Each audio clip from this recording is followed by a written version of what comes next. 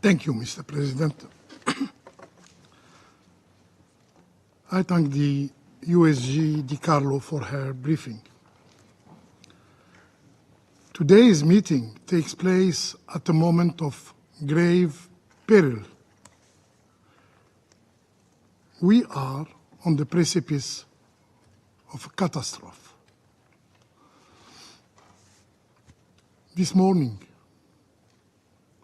Israel committed an act of terror by assassinating Ismail Haniyeh in Tehran, violating international law, violating the sovereignty of the Islamic Republic of Iran. Algeria extends its sincerest condolences and sympathy to the brotherly Palestinian people as they face this ordeal. Make no mistake, this is not merely an attack on one man. It is a vicious assault on the very foundations of diplomatic relations, the sanctity of state sovereignty, and the principles that underpin our global order. We vehemently condemn in the strongest possible term this cowardly and heinous terrorist act perpetrated by the Israeli occupying power. Yes, Israel has embraced a bloodshed, scorched earth policy, leaving destruction in its wake. A relentless tide of violence flooding Gaza, the West Bank, Yemen, Lebanon, Syria, and now the Islamic Republic of Iran. Where will this madness end? The savage bombardment of Gaza this morning, the deliberate targeting of civilians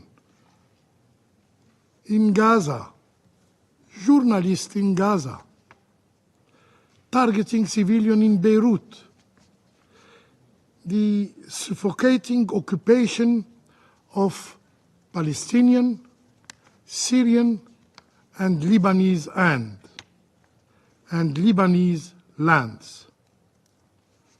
These are not just illegal acts. They are a moral abomination that stains the conscience of humanity. Let us be clear. These are not acts of self-defense. They are a brutal aggression and a flagrant defiance of justice.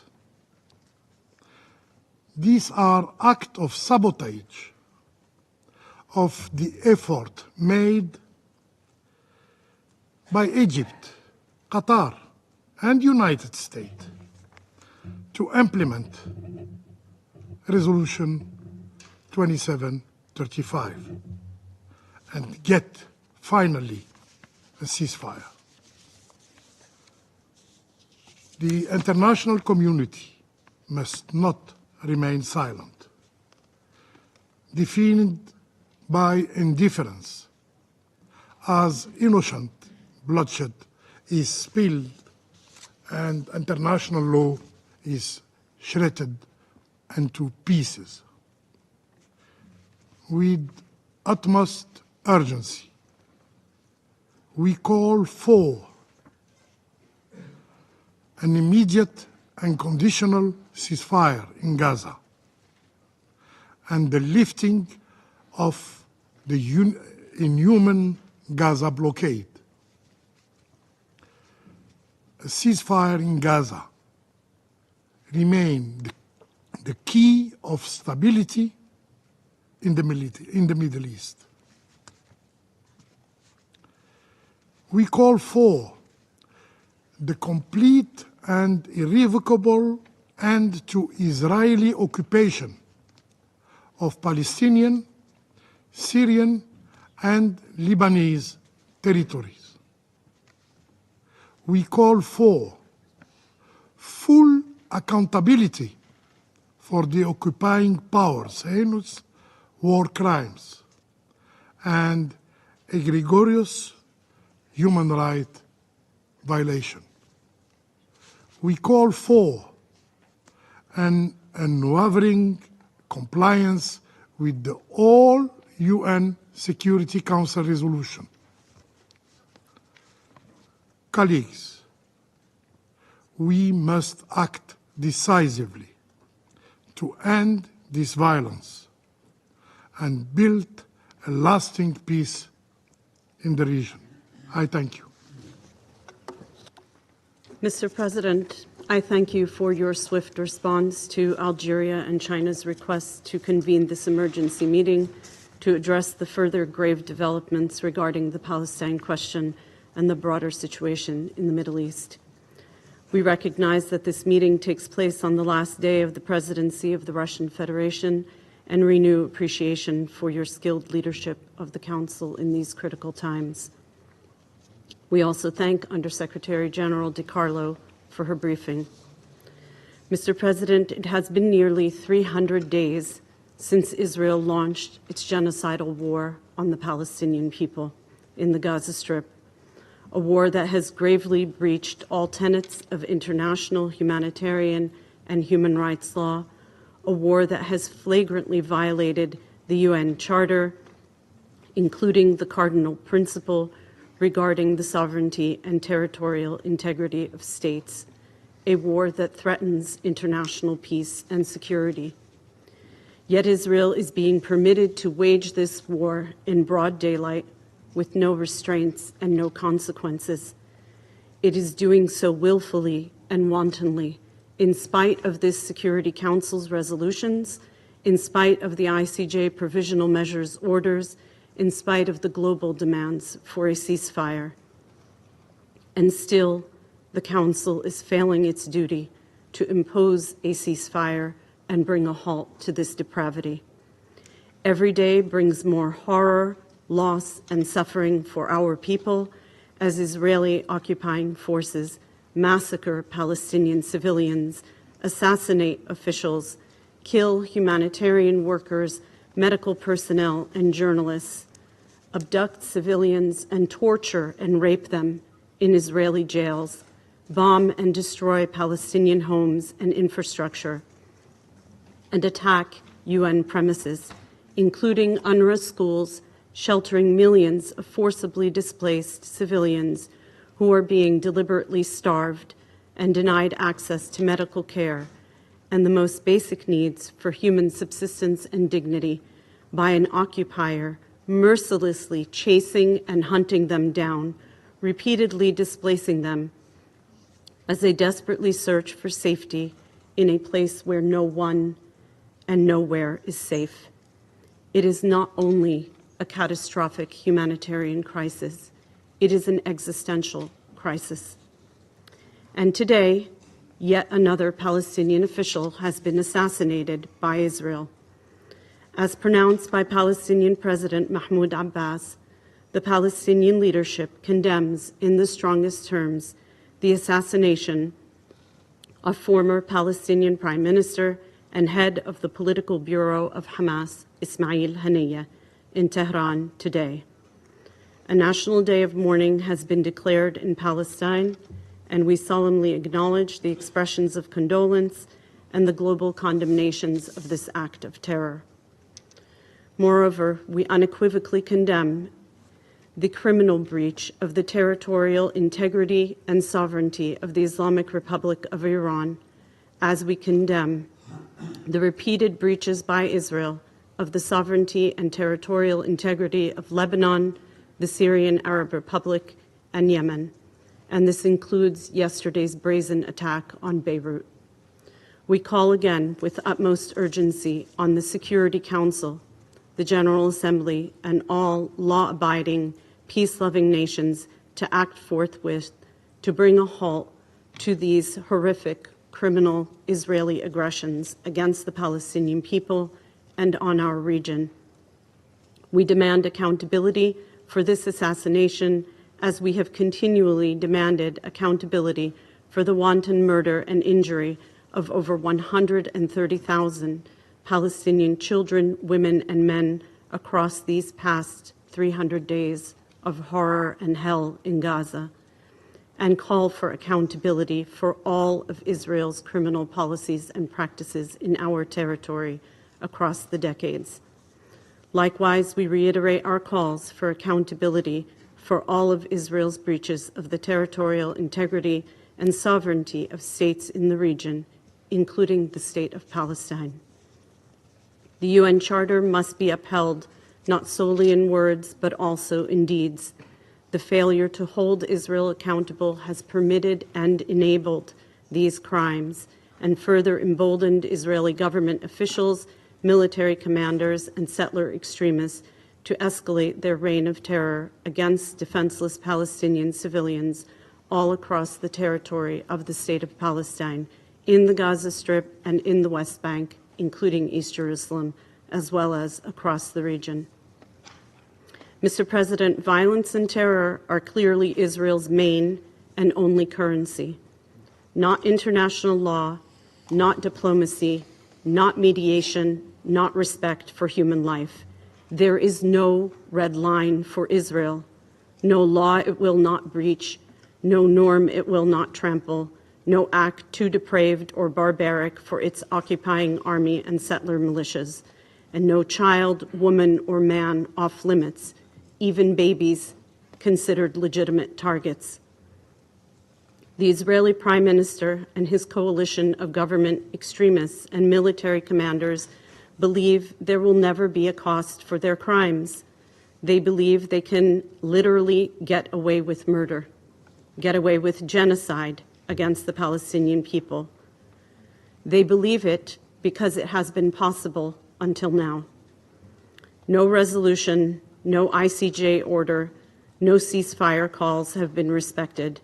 No demand for protection of civilians and humanitarian access has been heeded, and still no consequences whatsoever for Israel. This has gone on even as the Palestinian people have tragically live-streamed the genocide for all the world to see, believing that somehow the world would act to save the over 2 million human lives endangered in Gaza. Every plea for help, including in this council, has been made in the belief that the world would act in respect of the rule of law, our shared moral obligations, and our collective humanity. Yet this gruesome aggression continues, surpassing 40,000 Palestinians killed, the majority women and children, over 91,000 injured in attacks by Israeli occupying forces, nearly the entirety of Gaza's population uprooted, and the decimation of the Gaza Strip and trauma of the entire population. At the same time, in the West Bank, including East Jerusalem, Israeli occupying forces and settler terrorists continue their violent raids, killing at least 569 Palestinians, including children.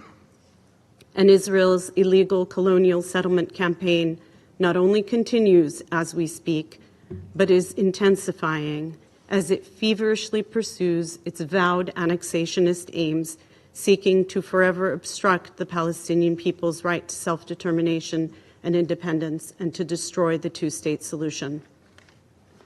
Mr. President, members of the Council, until when? Absent any form of accountability, any serious mobilization and sanctions, including a halt to arms transfers, to pressure an end to these crimes, Israel is proving every single day that it will continue to act as a rogue state. The assassination today and all the crimes preceding it and that have followed it in the ensuing hours prove this beyond the shadow of a doubt. Israel openly declares its intentions to carry on, defying the Council and the international community as a whole, brazenly carrying on with its scorched earth killing and destruction spree in Gaza, vowing to further entrench its colonial annexationist occupation and its racist, discriminatory, hateful policies against the Palestinian people and recklessly escalating tensions. It is blatantly attempting to destabilize the entire region and provoke an all-out war in the Middle East with dangerous repercussions not only for the region, but far beyond. The international community must confront this reality and act to stop these crimes and aggressions. There is no right that Israel can claim to justify these war crimes and crimes against humanity. The right to peace and security is the right of all states in the region and in every region of the world. It is not an exclusive right of Israel. Moreover, it is a fact that Israel is an illegal occupant in the state of Palestine and possesses no rights whatsoever in our territory and over our people. This was unequivocally determined by the ICJ in the seminal advisory opinion it rendered just days ago on the 19th of July. This ruling must be respected and enforced. Israel has no sovereignty rights and no right to self-defense in a territory in which it is illegally present in grave breach of every rule of international law. This illegal occupation in all of its manifestations must come to an end, and the Palestinian people must be free. Mr. President, Israel has been the oppressor, tormentor, and murderer of Palestinians for decades, and it is the long-standing destabilizer of our region. It must be stopped. The obligations of the Security Council and General Assembly, the obligations of all states, including the high contracting parties to the Fourth Geneva Convention, are to act forthwith to bring an end to this unlawful, abhorrent situation. The lives of millions of civilians are at stake in Gaza and the rest of occupied Palestine and throughout the region. We appeal to the international community to act immediately. First and foremost, this Security Council, as per its charter duty, to maintain international peace and security. It must act to protect the Palestinian people and to prevent a regional war against it at this moment of clear and present danger.